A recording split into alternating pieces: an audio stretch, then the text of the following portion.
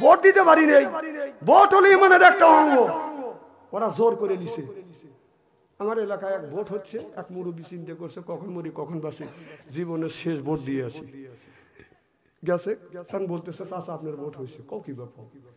শেষ ভোট দিতে আসলাম। খালি আপনার দেওয়া নেই, চাষির দেওয়া হয়েছে। কও কি বাপু? তোমার চাষি মানে 6 মাস আগে মরছি।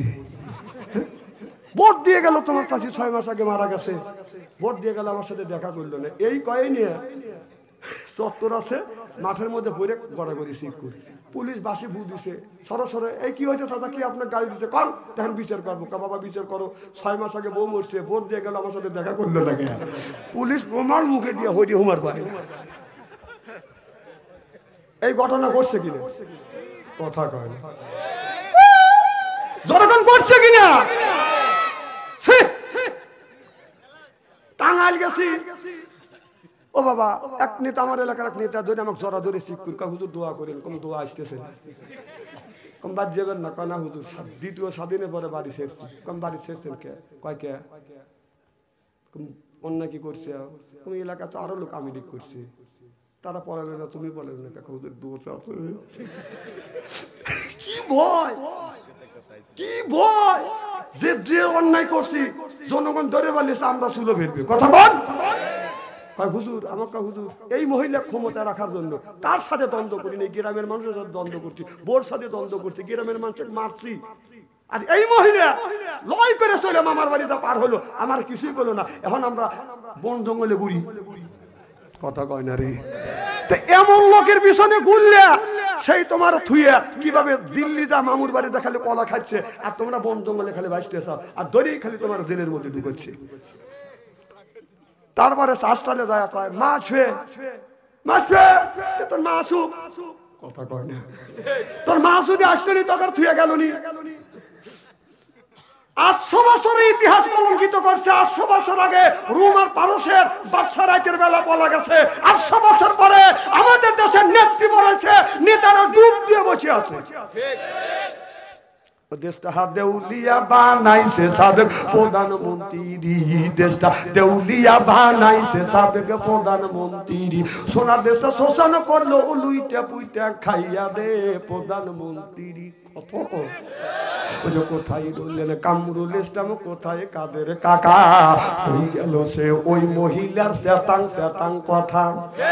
কোথায় রইলেন কামরুল ইসলাম, কোথায় কাদের কাকা? কই গেল সে ওই মহিলার শ্যাতাং শ্যাতাং কথা? ওই দলের মানুষকে ভাষাইয়া, দলের মানুষকে ভাষাইয়া দিল্লি করলে ভাষা রে প্রধানমন্ত্রী। ওই 41 সাল পর্যন্ত ক্ষমতায় থাকিবে, নমরুদের মতো দেশটা শাসন করিলে। ওই যে রক্ত, ওই ছাত্রদের ওই রক্ত নিয়ে কেমন খেলা খেললে রে প্রধানমন্ত্রী। এ দেশটা দেউলিয়া বানাইছে সাবেক প্রধানমন্ত্রী। সিল্লে বলুন ঠিক কিনে? কারণ এই দেশে যেটাই ধরা পড়ছে 4000 কোটি 1000 কোটি টাকা ধরা পড়তেছে, ওই টাকা ওর বাপের না, আপনার আমার। এরা ভয় খেতেছে যদি আবার কোনদিন ঘুরে আসে। বাবা, আর এই রাজনীতি বাংলাদেশে নাই, ওইটা আর থাকবে না। এই যে ইসকন পার্টি একটা সংগঠন তৈরি হয়েছিল হিন্দুদের, এই সংগঠন ওদের সাহস নাই বাংলাদেশে আন্দোলন করে। বাংলাদেশের ওই দলের কিছু পাওচাটা গোলামেরা আপনার আলো চাল মাখা, মাটির সাথে মাখা, এখানে তিল্লিক ভরা, গায়ে গলাতে আপনার পতিয়া পরা, ওরাই মিছিল করছে সরকারের বিপক্ষে, কোন হিন্দু যায় না। ঠিক করে ভয় খেতেছে। লা ইলাহা ইল্লাল্লাহ কোন জোরকন ঠিক কিনা জানেন না তো খবর? হ্যাঁ চালাবো তো, চলতেছে না তো। যা করছে দেশটা সারা সর্বনাশ করে ফেলছে। এই দেশটা কত আগে যত জানেন? 50 টাকার কাম করছে, 50,000 টাকা খাইছে। আমার হ্যাঁ ঠিক বাচ্চা কয়, আমি তোমার চিনি না। আমার ভাইয়ের আমার ভালো করে লক্ষ্য করে শুনুন। নবীর এক সাহাবী প্রত্যেকদিন নামাজ পড়িয়া নবীর সাহাবী বাজান বাজান উঠে চলে যায়, মুনাজাত করে না, রাসূলের ওয়াজ শোনে না।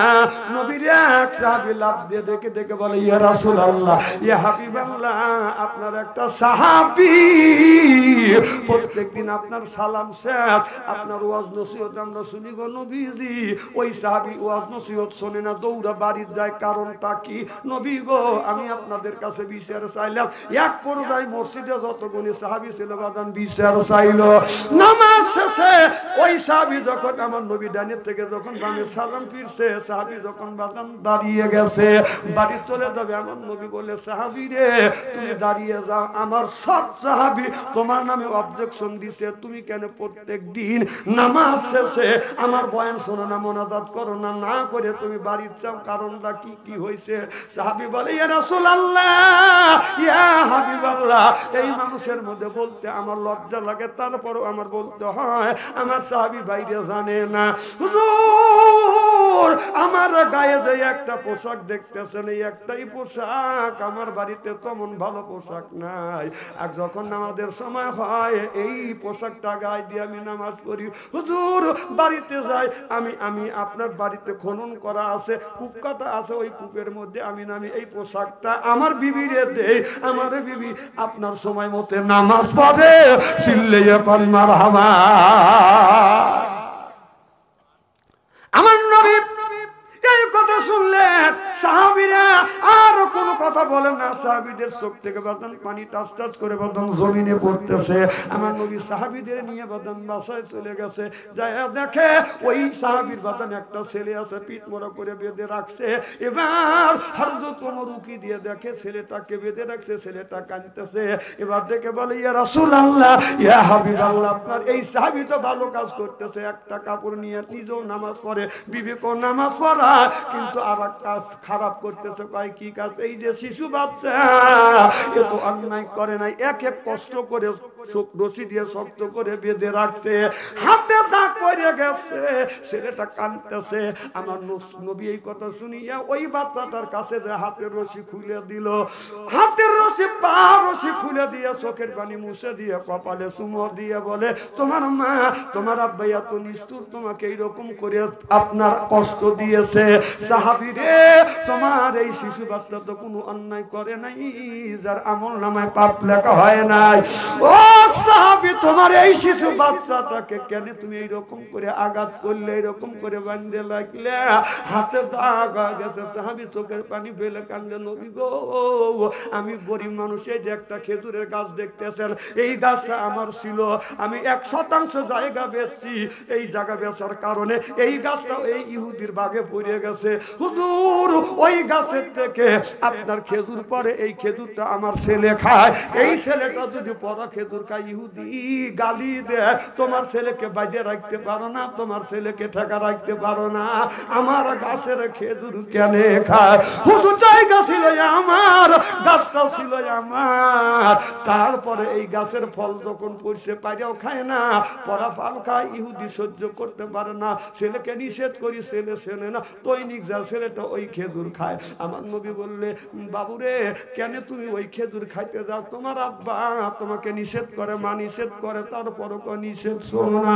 ছেলেটা চোখের পানি ফেলে দিয়ে কান্দে, নবী গো, আপনি আমার পেটে হাত দিয়ে দেখেন। আমার নবী পেটে হাত দিয়ে দেখে, শিশু বাচ্চার পেটটা পিঠের সাথে লেগে গেছে। নবী গো, 2 দিন পর পর খাবার খায়। হুজুর ক্ষুধার যন্ত্রণা সহ্য করতে না পেরে, হুজুর আপনি তো বলেছেন জীবন বাঁচানোর জন্য আপনার মরা গরুর গোশত খাওয়া যায়, আছে জোরে কোন সুবহানাল্লাহ। হুজুর, আমি আমার জীবনটা বাঁচানোর জন্য মা বাবার গালি শুনি, মার খাই, তারপরে ইহুদির গাছের পরা খেজুরটা খাই, হুজুর জীবন বাঁচানোর জন্য। এটা যদি আমার অন্যায় হয়, এইটা যদি অপরাধ হয়, হুজুর আপনি নিজ বিচার করে দেন, এটা আমার অপরাধ কিনে। আমার নবী চোখের পানি ফেলে দিয়ে কান্দে, কথা বলে না।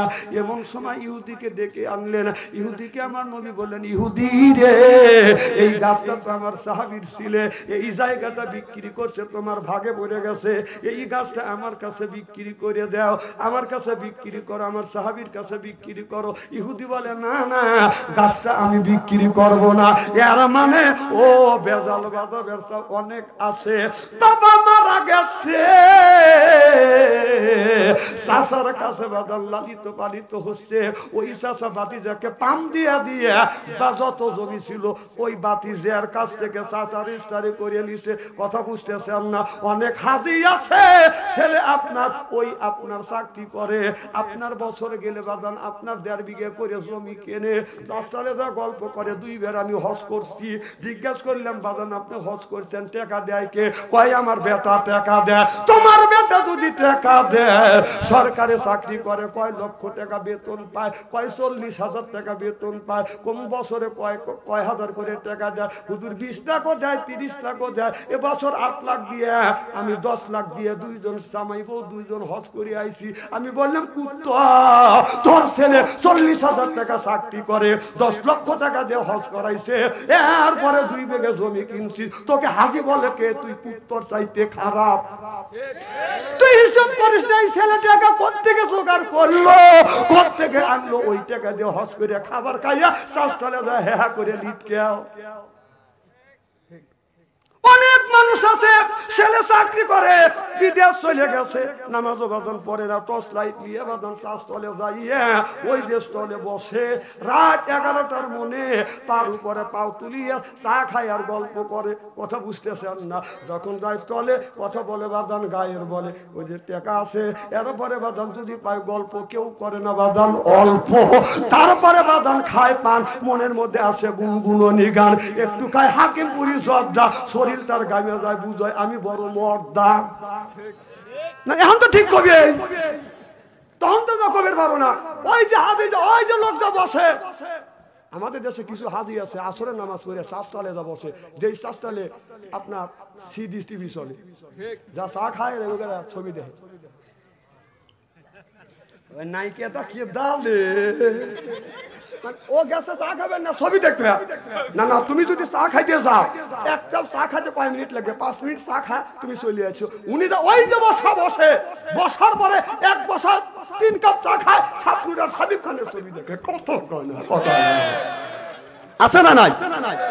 এর মানে তোমাদের আজান যখন দেয় হাজি সাহেব দৌড়ে যায়, অজু দেয় না, ওই যে সেরিগারে ড্যান্স দেখছে ওই অবস্থায় যা কাপড় লস্ত ওই যে সালাদা নামাজ পড়তেছে। হাসেন না, হাসেন না। আবার কো সুবহানাল্লাহ, বেতালে লোক পাওয়া গেলাম। খুব কি খারাপ লাগতেছে নাকি? এখানে হাজি নাই দেখে ওয়াজ করে জুট পাচ্ছি, বলে সাইডে উঠতো। না না, এসব হাজি তো এই কাম করে না।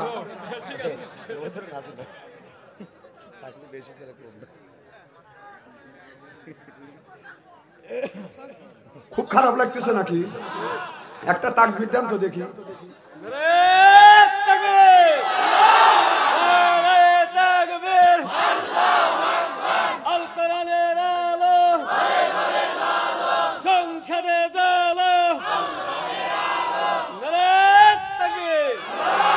আমার ভাইরা ভালো করে লক্ষ্য করে শুনুন, কোন জায়গা জ্বলার লাগে আমি দেখাবো। এই যে এই জিনিসটা কোন জায়গাতে জ্বলার লাগবে, কারণ সংসদ থেকে ডাক্তার ইউনূস যতদিন আছে, বিগত সরকারের লোকজন এতদিন খালি দোয়া ইউনূস করতে থাকে। কথা বুঝতেছেন না?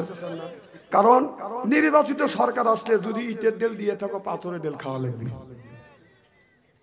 মনে রেখো, এখন অনেক লোক আছে আপনার তখন ছিল ওই দলে, এখন আবার যে দলের জোর আছে ওই দলে যা ভর্তি হচ্ছে। কথা কন না কেন? আবার এখন ওই সময় যে দল আবার ক্ষমতায় যাবে, আবার পরে যখন যে দল ক্ষমতা যাবে এইটা দিয়ে ওই দলে যাবে।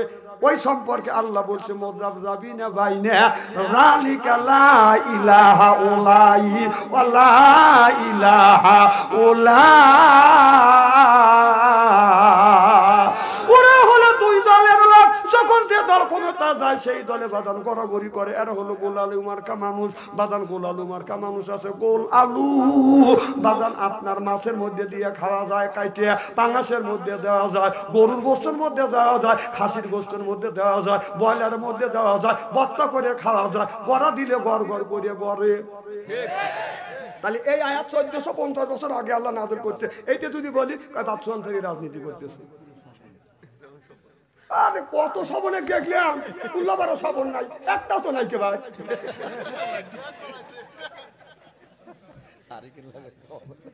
কত কবার স্টেজে আসলি ওয়াজে আসে ওয়াজ করছে, কথা কয় না।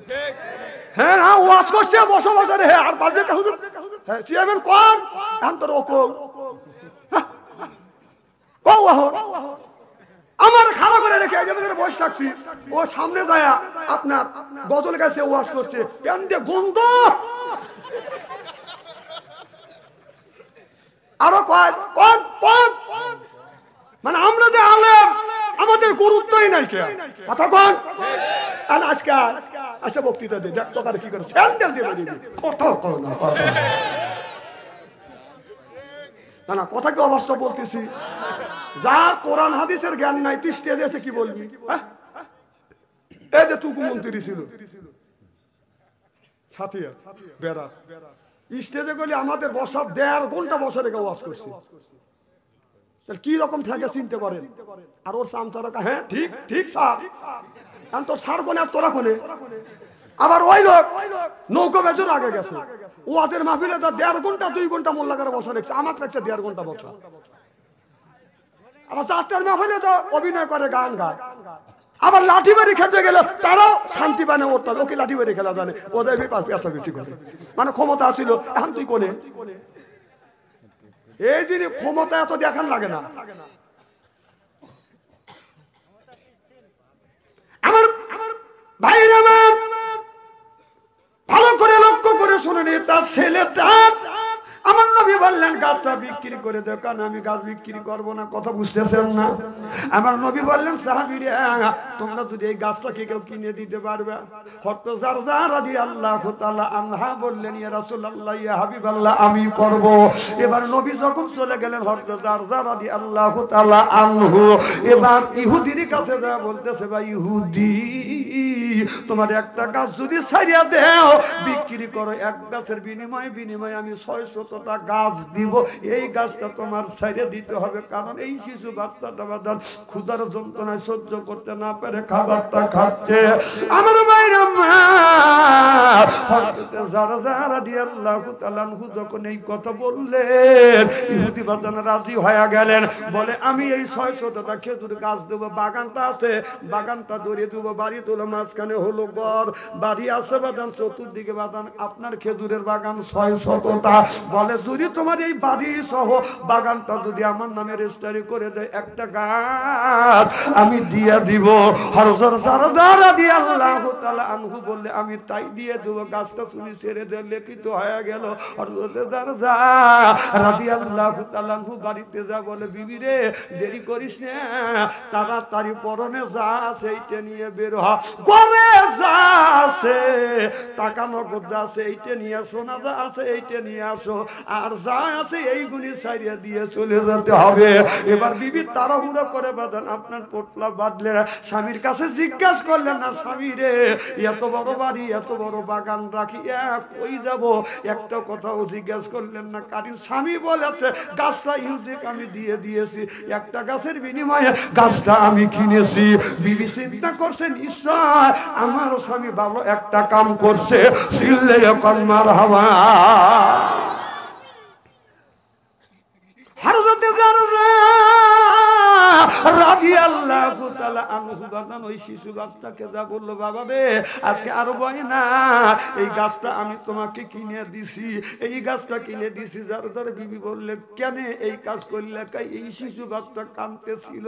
এখন জারজার স্ত্রী বলে এই ছেলেটা যদি আমার এরকম হইতো আমি এই ধরনের কাজ করতাম। স্বামী আপনি যা করছেন ভালোই করছেন। আল্লাহ নবীর কাছে খবর চলে গেল, আল্লাহ নবী হযরত জারজার চেহারার দিকে তাকাই গিয়া সাহাবীদেরকে ডেকে ডেকে বলে, সাহাবীরা রে, পরোপকারী মানুষ যদি দেখতে চাও, জান্নাতি যদি মানুষ দেখতে চাও, হযরতে জারজা রাদিয়াল্লাহু তাআলা আনহার চেহারার দিকে তাকাও, সিল্লাকুম সুবহানাল্লাহ।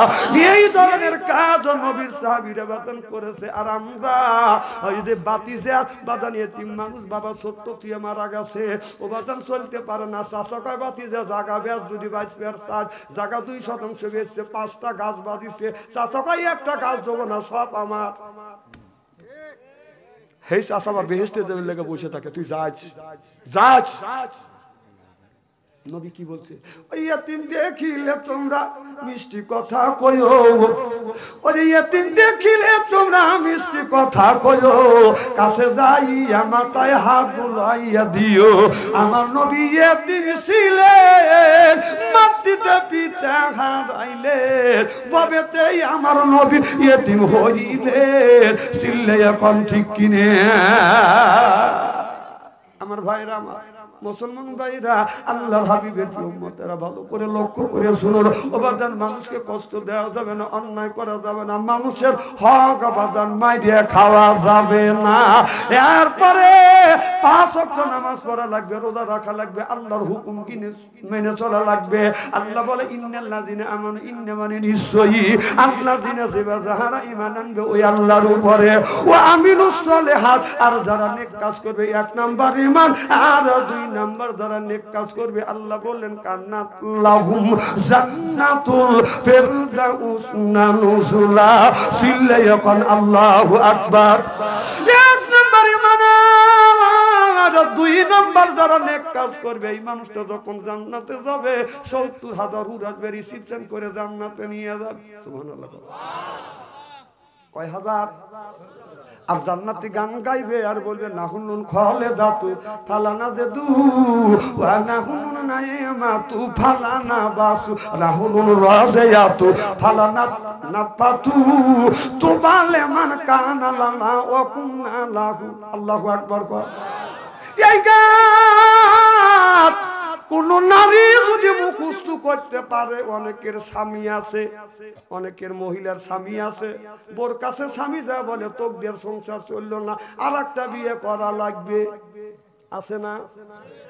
মা বোনদের বলবো, মা এই গানটা আপনি মুখস্থ করবেন, করিয়া বেচানাই যখন শুইতে যাইবেন, একই বালিশে 2 জন শুবেন। রসুল বললেন, আমি যখন আমার বিবি নিয়ে যখন ঘুমাতে যাইতাম, একই বালিশে শুইতাম।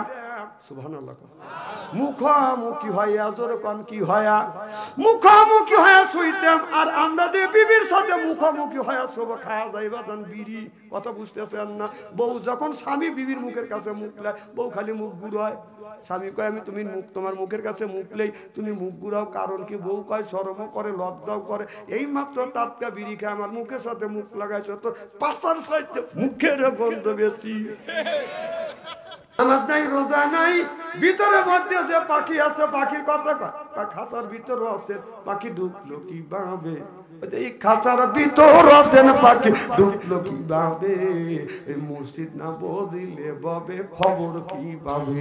ওই মসজিদ কালে মাকুম সানায়া, পাখির তো খাওয়া হইল না, মসজিদকে না খাইলে খানা, পাখি কি খাবে? পাখি ঢুকাইবে তো তোর কি? এই পাখি নামাজ চায়, পাখি রোজা চায়, পাখি কোরআন তেলাওয়াত চায়, পাখি চায় জিকির। সুবহানাল্লাহ করলেন না? কুল্লে সাইল সিকালাতুল কুলবিহিল যিকরুল্লাহ, বেশি বেশি করে জিকির করো, কলবের ময়লা পরিষ্কার করে দিবে কি? কাপড়ে যদি ময়লা পড়ে, সোবান আপনার সাবান সোটা দিলে বাদান পরিষ্কার হয়। আপনার যে ভিতরে যদি ময়লা পড়ে, এই ময়লা কি দিয়া পরিষ্কার করবেন? কথা বুঝতেছেন না? মনে বাবলা পাতা দাগ লেগেছে, মনে বাবলা পাতা দাগ লেগেছে, এগুলি কি কাম হইল? মাইক চিনচিন করে তুললে মনে বাবলা পাতা দাগ লেগেছে তুইলে কি যাই সাবানে সাবানে ওই মনের ময়লা বুঝবে কেমনে খাদ্য তো যায় না রে দুলে স্বভাব যায় না রে মোলে সুসর গন্ধ যাইবে কি ভাই গোলাপ জল দিলে মনের ময়লা বুঝবে কেমনে কুল্লো সাইয়াল সেকালাতুল কুল বিহুল জিক্রুল্লাহ বেশি বেশি করে জিকির করো আল্লাহ কলবের ময়লা পরিষ্কার করে দিবে জোরে কর আল্লাহু আকবার। আজকে আমাদের দেশের জিকির রয়েছে কত রকম ভাবে জিকির করে তার তো বাদানি একটা নাই। আপনার কোরআন হাদিসে যে সমস্ত জিকির টেকে না সেই সমস্ত বাদান জিকির করে মানুষের বাদান থাপা দিয়ে সবাই কথা বুঝতেছেন না এরকম লোক আছে না নাই? ওই দিকে বাদান যাইতে চাই না জিকির করো আল্লাহর কোরআনে যা আছে রসুলের হাদিসের মধ্যে যা আছে আপনি জিকির করতে পারবেন সুবহানাল্লাহ আলহামদুলিল্লাহ আল্লাহু আকবার লা ইলাহা ইল্লাল্লাহ। এরপরে সিফাতে নামগুলি আছে ইয়া হাইয়্যু ইয়া কাইয়্যুম ইয়া হান্নান ইয়া মান্নান ইয়া রহমান ইয়া খালিক ইয়া মালিক। আপনি যতই ডাকবেন খুশি হয়ে যাবে কি তা না ডাকে বলে মুর্শিদ মুর্শিদ আসে না বাবা নাই। এইরকম বন্ডামি করার দেশ না এটা হলো ওলি আল্লাহ বাংলাদেশ বাংলাদেশ সৈয়দুল্লাহ বাংলাদেশ আল্লাহর ওলিরা জমিনের বুকে এসে বুকে তাজা রক্ত বুলেন কেটে করে দিয়ে এরপরে ইসলামের পতাকা উড্ডীন করছে জোরে কান মারহাবা। আমার ভাইরা আমার তাহলে নামাজ বেহেশতের চাবি আসসালাতুল মিফতাহুল জান্নাহ নামাজ যে পড়বে জান্নাতের চাবি পাবে যে নামাজ পড়বে না জান্নাতের চাবি পাবে না। নামাজ যদি জান্নাতের চাবি হয় নামাজের চাবি হলো বাজান ওযু সুবহানাল্লাহ কইলেন না আপনার নামাজের চাবি হলো বাজান ওযু আপনার কোরআন তেলাওয়াতের চাবি তো বাজান ওযু লা ইয়ামাযু ইল্লাল মুতাহহারুন যতক্ষণ পর্যন্ত কোরআন আপনি ওযু না দিবেন কোরআন শরীফ স্পর্শ করতে পারবেন না। নামাজ যদি না পড়েন আপনার ওই ওযু যদি না করেন আপনার নামাজটা হবে না। একজন বলে হুজুর স্টেজে উঠলে মেম্বারে উঠলে শুধু নামাজ করে পাগল হন নামাজ পড়লে কি পাওয়া যায়? হুজুর বলে বাবা নামাজ পড়লে আল্লাহর কাছে যাওয়া যায় আল্লাহ তাই দিয়ে দেয়। আর লোকটাকে হুজুর কয়দিন নামাজ পড়বো কত নামাজ কি কয়দিনের জিনিস?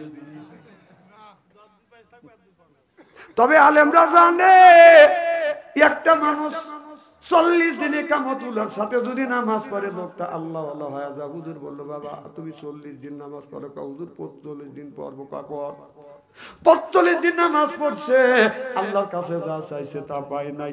45 দিন পরে হুজুরের হাতে দেখা হয়েছে হুজুর নামাজ দিয়ে পাগল হন আল্লাহ আমাকে ঠকাইছে 45 দিন নামাজ পড়ছে আল্লাহ আমাকে ঠকাইছে। আল্লাহ কি কাউরে ঠকায়? হুজুর আল্লাহ যখন আমাকে ঠকাইছে আমি আল্লাহ ঠকাইছে কয় কিভাবে? কয় 45 দিন নামাজ পড়ছে একদিন উযু করিনি ওযু ছাড়া নামাজ হয় না বাজান হবে না হওয়া সম্ভব না। একদিন একটা লোক নামাজ পড়তেছে আমি দেখতেছি একটা লোক এদিক তাকান সিয়েরা কি একবার খারাপ নাকি? একটা লোক নামাজ পড়তেছে দেখলাম ভালোভাবে নামাজ পড়তেছে হঠাৎ করে সৌসেজদা দিয়ে ফেলছে। তাই বললাম ভাই আমি তো দেখলাম তো নামাজ ঠিকই হয়েছে সূরা সবক কি ভুল হয়েছে? কানা তাহলে সৌসেজদা দিলেন কে? বাতাস বের হয়েছে পিছনে। চিন্তা করে দেখেন ও এই ফতোয়া জানে না তো বাতাস বের হলে ওযু দেওয়া লাগবে। আচ্ছা যদি বাতাস বের হয় না আমাদের সময় আপনার সৌসেজদা দিলে কি নামাজ ঠিক হবে নাকি?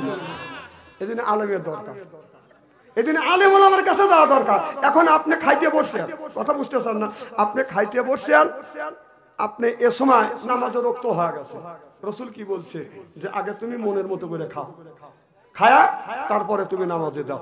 আর যদি তুমি খাবার রেখে যে খাবার সময় হয়ে গেছে খাবার রেখে তুমি চলে গেলে নামাজে যা বলুন আলহামদুলিল্লাহ রাব্বিল আলামিন তাকিমা সানা কথা বুঝতেছেন না নামাজ দেখুন কোনে গেল নামাজ টাকি মাসের মধ্যে গেল এরপরে বাজান সালাতও আছে মূলর সালাত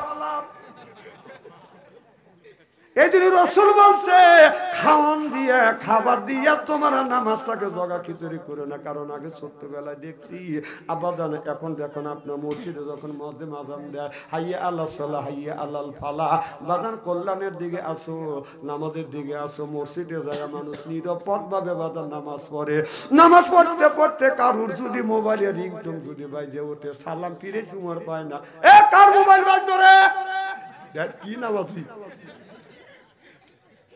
কার রিংটোন বাজলো, ওই লোকটা ভয়ে কামসাস কাম মনে নাই, খালি তোর মনে থাকে না কতক্ষণ আসে না নাই। কিন্তু বাড়ির মধ্যে ষড়যন্ত্র ভাবে বাদান মেয়েদের নামাজ নষ্ট করতেছে, কথা বুঝতেছে না, মা নামাজ পড়তেছে আলহামদুলিল্লাহ আল্লাহু আকবার আলহামদুলিল্লাহি রাব্বিল আলামিন, আল্লাহ তোমার প্রশংসা করি, আর রহমানির রহিম, তুমি রহিম ও রহমান, আমাদের উপর রহমত বর্ষিত করো, মালিক ইয়াউমিদ্দিন, আল্লাহ আখিরাতের আদালতে মানুষের তুমি ভালো মন্দর বিচার করবে। ঘরের মধ্যে থেকে ছেলের টাচ মোবাইলের মধ্যে থেকে, বেটার বড় আপনার টিভির মধ্যে থেকে গানের আওয়াজ ভেসে আসছে না, রূপে আমার আগুন জ্বলে, কান গেল তোর গানের তালে, নামাজ গেল তোর রসা তলে, আল্লাহর কোরআন কি যে বলে, একবার তুলে নে না কোলে, আল্লাহ একবার বললেন না।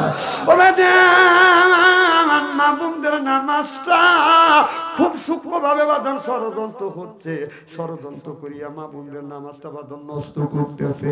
আর এই নষ্টের মূল হলো বাঁধান মা বাবা। কারণ ছেলের বয়স হলো 10 বছর, তার হাতে টাচ মোবাইল ফোন, মেয়ের হাতে বাঁধান মেয়ের বয়স হলো 10 বছর, টাচ মোবাইল ফোন। ও টাচ মোবাইল ফোন দিয়ে কি করে দেখবেন, হঠাৎ করে দেখতে দেখতে চালাইতে চালাইতে ওই মিস ফায়ার করবি।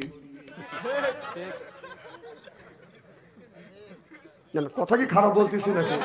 কথা কওয়া আর মনে থাকো, রাগাজানি দিও না, স্টেরি করে ছেড়ে তো বলে, ছেলে রে বাইক দিও না, ও বাইয়া রে মিয়া রে মোবাইল দিও না, ছেলে রে বাইক দিলে অ্যাক্সিডেন্ট করিবে, মিয়া রে মোবাইল দিলে সর্বনাশ করিবে, মিয়া রে বাইক, ছেলে রে বাইক দিও না, ও বাইয়া রে মিয়া রে মোবাইল দিও না, ছেলে রে বাইক দিলে লেখাপড়া নষ্ট হবে, মিয়া রে ফোন দিলে আপনার ফেসবুকে ঢুকিবে, মিয়া ফেসবুকে ঢুকিবে, ছেলে রে বাইক দিলে অ্যাক্সিডেন্ট করিবে, মিয়া রে মোবাইল দিলে সর্বনাশ করিবে, মিয়া সর্বনাশ করিবে। ও যে ভুলের পরে শাসন করে, ভুলের পরে শাসন করে, ভুলের আগে করে না, ছেলে রে বাইক দিও না, ও বাইয়া রে মিয়া রে মোবাইল দিও না, নামাজ রোজা সাইরা দিয়া, ছেলে নামাজ রোজা সাইরা দিয়া বাইকও চালাইবে, ও মিয়া নামাজ রোজা সাইরা দিয়া ফেসবুকে ঢুকিবে, মিয়া ফেসবুকে ঢুকিবে, ফেসবুকে ঢুকিয়া মিয়া টিকটক করিবে, টিকটক করিয়া মিয়া তোমার নাক কাটা ফেলিবে, ছেলে রে বাইক দিও না, চিল্লা বলুন ঠিক কিনে। রাসূল 1450 বছর আগে বলেছে, ইয়ার ফলিন বিদ্যা উঠে যাবে, একসুরুল জাহিল, জাহিলিতা বর্ষিত হবে। সেই অবস্থা আজ আমাদের সমাজের মধ্যে বাঁধানো হয়ে গেছে। এখন একটা ছেলের হাতে বাঁধান আপনার মোবাইল ফোন দিছে, মেয়ের হাতে মোবাইল ফোন দিছে। কারণ আপনাদের গ্রামে যদি 50টা যুবক যুবতী থাকে, তার কাছে যদি আপনার টাচ মোবাইল ফোন যদি থাকে, আপনি রাত 12টার পরে বাঁধান ফেসবুকের মধ্যে ঢোকেন, মেসেঞ্জারের মধ্যে ঢুকে দেখেন 50টা যুবক যুবতী যদি থাকে, তার 45টা রাত 12টার পরে লাইনে রয়েছে। না না, ওরা কি করতেছে? তাহাজ্জুদ নামাজ পড়তেছে। ওই বাবা ওই ছেলের হাতে মোবাইল আর মেয়ের হাতে মোবাইল দিলেন, মসজিদে কি বাবা, তোর ছেলের হাতে টাচ মোবাইল ফোন দিয়ে তুই ব্যবহার দিছিস, তোর ব্যবহারের 5 পয়সা দাম নাই। কথা কয় না, কথা কয় না। আমি না বলছি যে স্টেরি করে থুয়ে যাবো আজকে। না না, ওর বয়স 10 বছর, ওর হাতে টাচ মোবাইল ফোন দেওয়া লাগবে কেন? হ্যাঁ, আর বাংলাদেশে যে সমস্ত পীরের কাছে টাচ মোবাইল আছে, ও পীরের জাত না। কারণ বলে একটা ছবি দেখে, কারণ সারা বাংলাদেশ আমি গরিব টাচ মোবাইল নেই না, বাটা মোবাইল নিয়ে। আর তুই পীর সাহেব, তুই টাচ মোবাইল ফোনটা কি করিস? কয় আমি খবর দেই। তুই খবর দেখিস না, তুই খবর শুনিস না, খবর তুই দেখিস। কারণ একটা দিনে চাইলের দাম বেশি, ওইরা ওর মুড়িদ নিয়ে মিটিংও করে নাই, মিছিলও করে নাই, পেজ হচ্ছে 200-250 টাকা কেজি, ওরা একদিন মুখ খোলে নাই কে, কারণ বাবারটা খায়, খায়া শালারা পেট বানাইছে কি, গরু বর্গে কবরস্থান বানাইছে, কথা কন।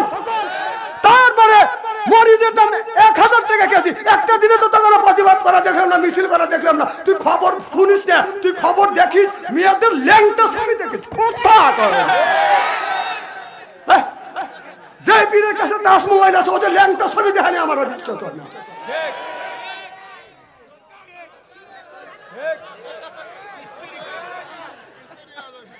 যেই যুবকদের হাতে আছে টাচফোন, ভালো থাকে না ওদের মন।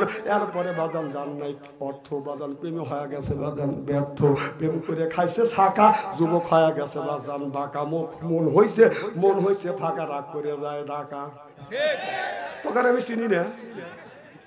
এই যে দেখেন, ফজরে যদি আজান দেয়, জোহরে যদি আজান দেয়, যখন মধ্যে যখন বলবে আল্লাহু আকবার, কুকুর মুখ থেকে খায়।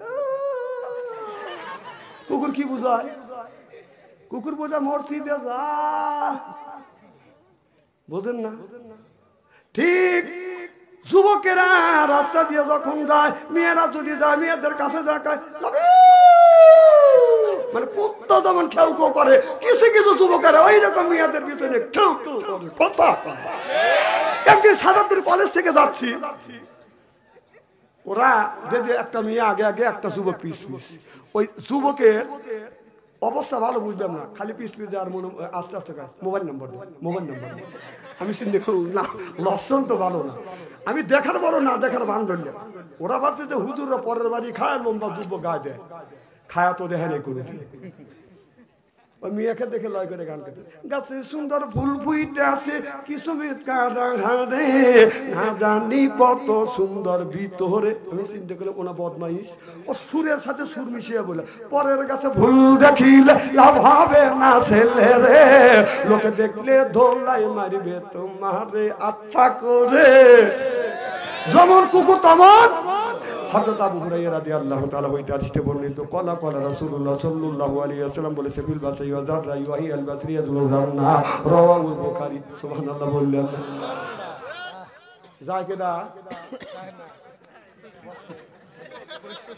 না না যায় না, এরকম করে আমার খুব কষ্ট লাগে। সামনে থেকে একটা লোক উঠলে কলজে ভেঙে যায়, জানেন? ছাল বল শোনে না, ওই যে মেয়ের অমর বসে থেকে মিস কল দেয়, উনিও বাইরে যা ব্যাক করবি। শোনেন, এই যে আমার মোবাইল আমি সিপেতে ধরে রাখছি, সিলেবে দিচ্ছিলেন, আপনারা কিছু সময়ের জন্য মোবাইল সিপেতে ধরে রাখেন, মনে হয় শেষ হয়ে গেলে বাইরে যা দেখবেন যে কে কত চিল্লেছি। খুব কি খারাপ লাগতেছে নাকি? চলবে তো? এইভাবে যদি কোনটাখানে আলোচনা করি, শোনার জন্য রাজি? হাত তুলে দেখান তো দেখি, রাগ করবেন কারা কারা?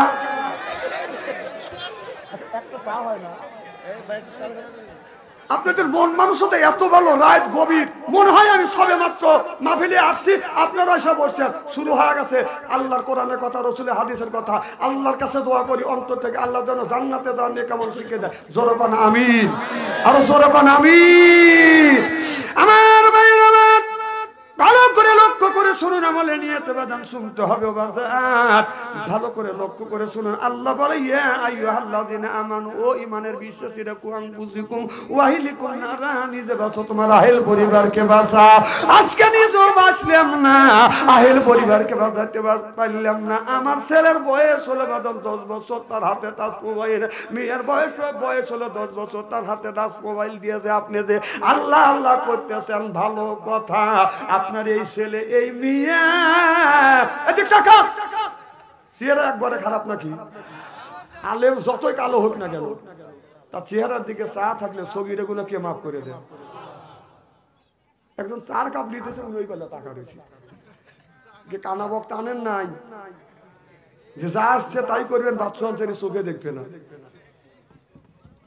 তাহলে এই জিনিসটা সাইজ সুইজ করে দেওয়া লাগে না। এখন আমি ওয়াজই করবো না, সাইজ করবো তো। মানুষের জ্ঞান রে আমার ভাইয়ের। আমার কি যেন বলতেছিলাম,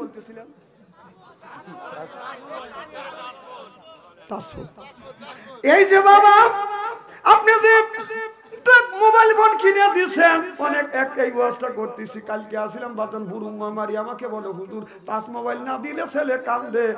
আমি কথা কয় না, আমি তখন বললাম টাচ মোবাইল না দিলে সে বিষ খাইয়া মরতেছে, ফাঁসি দড়ি হাতে নিয়ে মা বাবারে ভয় দেখায়, মা বাবা ভয় পায় ফোনটা দিচ্ছে কিনিয়ে। এইভাবে ইমান কি আর রাখা যায়? কি বেদি হইয়াছে সোনার বাংলায় বন্ধুরে, কি বেদি হইয়াছে সোনার বাংলায়। কথা বল, মা বাবা টাচ মোবাইল বল কিনে দিয়ে চিন্তা করতেছে আর মধ্যে কি আছে দেখি। রাত 12টার পরে মা বাপ জানলা খুলেছে, টাচ মোবাইল হাতে নিয়ে ও ছেলে মিষ্টি মিষ্টি হাসি দেয়, মোবাইলে চুমো দেয়। ছেলে সারা রাত জাগে, ছেলেটা যাচ্ছে শুকায়ে। এইভাবে ইমান কি আর রাখা যায়? কি বেদি হইয়াছে সোনার বাংলা বন্ধুরে, কি বেদি হইয়াছে সোনার বাংলা। ইয়ার ফলিন বিদ্যে উঠে যাবে, এক শুরু জাহিল জাহিলিতে বসিত হবে সেই অবস্থা। আর সোনার বাংলার জমিনে জোরকন ঠিক কিনে।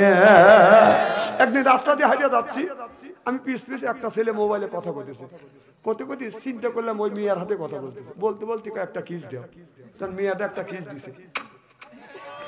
এতিমের মতো বলতে আরেকটা দেও, আরেকটা দেও, আরেকটা। এতিম বলে এত এতিম হয় নাকি? লজ্জাও করে না, লজ্জাও করে না।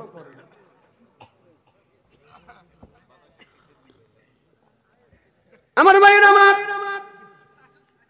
তুমি বাবা ছেলের বয়স 10 বছর, ছেলের হাতে টাচ মোবাইল দিলে তুমি মরিয়া গেলা। তুমি বাইসো, আমি বাইসে গেছি না, বাসের নাই। আপনার ছেলে মোবাইলের মধ্যে যত আকাম কুকাম করবে, এই পাপ 3 ভাগে ভাগ হবে। 1 ভাগ পাবে বাবা, 1 ভাগ মা, আর 1 ভাগ ওই ছেলে। বাবা যদি মরিয়া যায়, ছেলে যত দুনিয়ায় মোবাইল দিয়ে আকাম কুকাম করবে, বিশ্বাস করেন আল্লাহর কসম, ফ্যাক্সিলিট হয়ে বাবার কবরে যাবে, খালি বাবা গুতনি খাবে। কবরস্থানে জালসা করতে গেছি, হ্যাঁ কবরস্থানে মাহফিল করতে গেছে। আমার আগে এক বক্তা ওয়াজ করছে, তাক বলতেছে আপনি কবরস্থানের ওয়াজ করলেন না? কবরের মধ্যে বাবা মা শুয়ে রয়েছে, তারা কি করতেছে এখানে ওয়াজ গেলাম আমি। আমার কখন কবরস্থানের ওয়াজ করেন, তুমি কি ওয়াজ করবো? বাবা মা কি করতেছে সেই ওয়াজ করেন। তোর বাপ মা গুতনি খাচ্ছে, দুনিয়া থেকে যা করে দেবে সেই কিন্তু গুতনি খাইবে, প্রতিফল ওখানে বলবে। তোর বাবা জীবনে নামাজ পড়ে নাই, আর আমরা ওয়াজ করে তোর বাবা ওখানে বেস্ট দিবে পারবো। তোর আব্বা যদি জীবনে নামাজ না পড়ছে, মানুষে যদি অন্যায় করছে, খালি কবরের মধ্যে গুতনি খেতে তুই দিয়ে আয় যা। ও মৌলানা লরম পাইছে আর কোথায় কবরে ওয়াজ আছে। তোর বাপ কবরে দুনিয়া থেকে যা করছে, তুই দুনিয়া থেকে যা করে যাবি, তার প্রতিফলন পাবি কবরের মধ্যে। কবরের কিসের ওয়াজ? তোর বাপ কষ্ট বদমাইশে মানুষের আইল ঠেলে ছোটাইল দেখা করছে, এরকম লোক আছে না নাই? আর ওরির লেগে আমি দোয়া করবো, ওই দোয়া কামে লাগবে নাকি? ঋণ যার কাছে করছে তার কাছ থেকে মাপ চাই, তবে যদি সে মাপ দেয় তাহলে মাপ পাবে। একটা কথা কোরআন হাদিসের বাইরে বলবো না, কিন্তু কথা বলে ফিনিশিং করিয়ে একবার লবণ আর মরিচ কাঁচা টাকা লাগা দিয়ে দিয়ে দেবো। হয় আমি এই গ্রামে আসবো, না হয় না আসবো। এর আগে আসিনি, আমি বাসি নেই।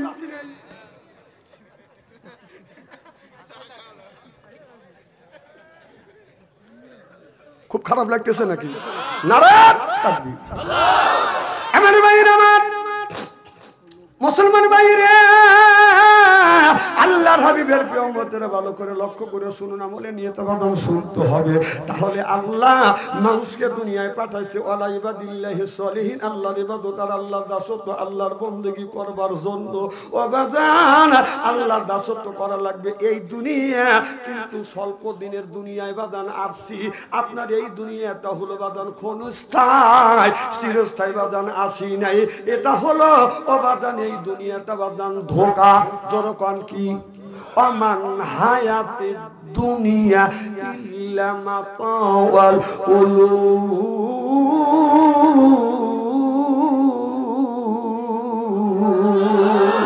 এই দুনিয়াটা ধোঁকা। ও বাজান 100 বার বছর 20 বছর 60 বছর বয়সে থাকবো বাদান, আপনার দুনিয়ার থেকে যা করবেন কবরের মধ্যে তার প্রতিফলন ঘটবে। ও বাদান এই জন্যই নামাজ পড়া লাগবে, নিজের বিবিকে বাদান পর্দায় রাখা লাগবে। কথা বুঝতেছেন না? আমি যখন ছোট্ট ছিলাম আমি একদিন লক্ষ্য করে দেখলাম 20 বছর আগে বাদান মশারি ছিল না, কয়েল ছিল না বাদান রে, আধুনিক যন্ত্রপাতি ছিল না, মশা লাগতো, মা শাড়ির আঁচল দিয়ে বাদান মশা তাড়াইতো। কথা কন, বাবা গামছা দিয়ে মশা তারা দিত। আমি তখন চিন্তা করে দেখলাম আল্লাহ গরুর এত বড় নেজ দিছে, 1.5 হাত নেজ দিয়ে এইরকম করে গরু মশা তাড়াইতেছে। আমি কই আল্লাহ গরুক দিলে মশা আমার দিলে নাকি? হ্যাঁ আমার নেজ দিলে নাকি? আমার যদি নেজ দিতে আমরা তো এরকম করে তাড়াইতে বসবে কোন, ওরা ওখানে বসবে, জায়গা তো নাই।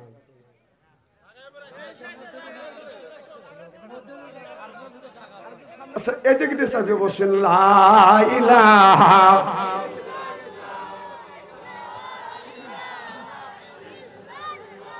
না, লা ইলাহা লা ইলাহা ইল্লাল্লাহু মুহাম্মাদুর রাসূলুল্লাহ সাল্লাল্লাহু আলাইহি ওয়াসাল্লাম। আমি লক্ষ্য করে দেখলাম গরুর 1.5 হাত নেজ দিয়ে মশা তাড়ায়। বকরির দিকে চায়া দেখি বকরির 4 ইঞ্চি নেজ। আমি চিন্তা করলাম আল্লাহ যদি গরুর নেজ দিয়ে যদি মশা তাড়ানোর জন্য যদি নেজ দিত, মেদিল পয়েন্টে রাখে এইরকম করে খালি গুড়াইতো, এক সাইডে দিলে কেন?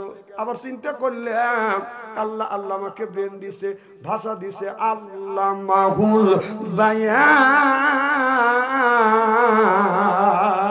বায়ান শব্দের অর্থ জ্ঞান, বিবেক, বুদ্ধি, চেতনা, মেগা, প্রজ্ঞা, ভাষা। সুবহানাল্লাহ বললেন না? আমি বায়ান দিয়ে চিন্তা করে দেখলাম গরুকে 1.5 হাত নেজ দিছে আপনার মশা তাড়ানোর জন্য, বকরি কেন 4 ইঞ্চি দিল? 4 ইঞ্চি নেজ দেখি মশা এরকম করে তাড়ান দেবে? আমার অন্তর চোখ খুলে গেল। না না, কুকুরে কাল্লা 1.5 হাত নেজ দিছে, এই নেজটা বেগাইয়া 5 পাতি দেখাই মানছে, দেখ কে কোন জাতির জাহিরেছে না পরিচয় কথা বার্তায় খাতাসের গায়ে আতর দিলে যাই গণ কি কখন যায় উত্তর নেজটা এতই বাঁকা, তেল দিলে হবে না সোজা, সকল কি আর হবেই তাজা, মরা গরু যতই খায় চিল্লা বলুন ঠিক কিনে। কারণ কুকুরের নেজ বাদান আপনার বড়, বাদান আপনার বাঁকা হয়ে থাকে, তাই না যদি বাদান ছেড়ে দেওয়া যায় যাবে তাতে এমন বাঁকা হয়ে যায়, কোন ঠিক কিনে। আমার বাইরে সুলাইমান আলাইহিস সালামের জামানায় সুলাইমান আলাইহিস সালাম জিনদেরকে বলল, জিনেরা মসজিদ তৈরি করো। তারা মসজিদ তৈরি করছে। সুলাইমান আলাইহিস সালাম আসে নাই, আবার মসজিদ ভেঙে গুঁড়ো গুঁড়ো করছে। কথা বুঝতেছেন না? আল্লাহ নবী পয়গম্বর সুলাইমান আলাইহিস সালাম এসে বলে, কেন এরকম করে বাংলা মসজিদ? বলো হুজুর আমরা কাজ চাই, মসজিদ বানাইছি, কাজ নাই, বসে থাকতে পারি না, মসজিদ ভেঙে ফেলাইছি, কাজ না দিলে আবার ভাঙবো। সুলাইমান আলাইহিস সালাম বলে, মসজিদ বানাই আমার কাছে যাস, তোকে কাজ দেবো। মসজিদ আবার বানাইছে। সুলাইমান আলাইহিস সালামের কাছে যা বলতেছে, হুজুর মসজিদ বানাইছি, এখন কাজ দেন। কয় কাজ পাস না? কয় না। ওই যে আমার কুকুর আছে, কুকুরের নেজটা সোজা কর। যায় 3-4 জন নেজ ধরে সোজা করে, টান দেয় সোজা হয়, ছাড়িয়ে দেয় ফস করে বেঁকা হয়, আবার টান দেয় সোজা হয়, ছেড়ে দেয় বাঁকা হয়ে যায়। তখন একজন আর একজনকে বলে, বন্ধুরে এই নিয়ে সোজা করা যাবে না, আপনার তেল লাগা বাসের একটা চুম্ব দে। কথা বুঝতেছে?